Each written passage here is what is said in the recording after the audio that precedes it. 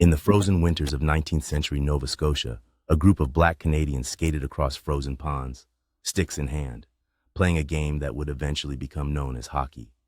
These men were descendants of black loyalists, former slaves who had fought for the British during the American Revolution and were granted land in Canada.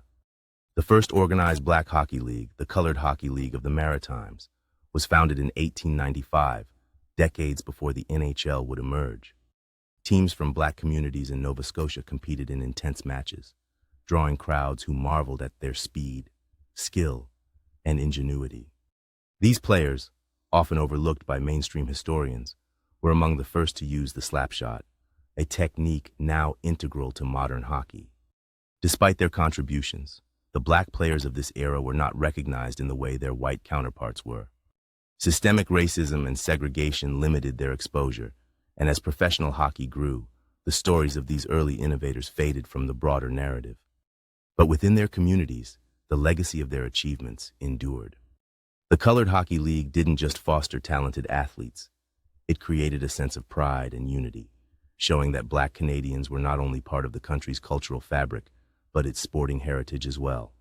Today, as hockey is celebrated as Canada's national pastime, it's important to remember that black Canadians played an instrumental role in shaping the sport.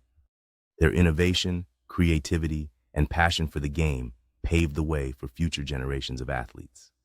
Yet their story remains largely untold, a forgotten chapter in the rich history of hockey. As the sport continues to evolve, the contributions of those early black Canadian pioneers serve as a powerful reminder that they, too, were trailblazers in the world of hockey. Honoring their legacy is not just about remembering the past. It's about inspiring future generations to continue the journey in the sport they helped shape.